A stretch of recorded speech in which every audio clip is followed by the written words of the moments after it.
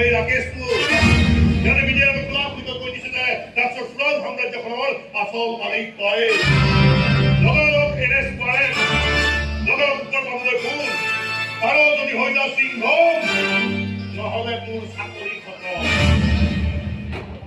তই মোক এৰেষ্ট মোক চলা তোৰ ভৰি সিলেক্ট কি সিলেক্ট জিহাদ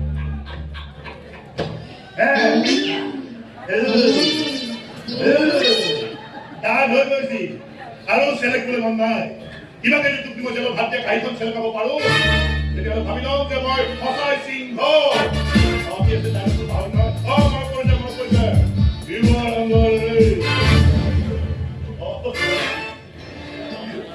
ঠিকে কৈছে I am under arrest. You fight with the law. I am not.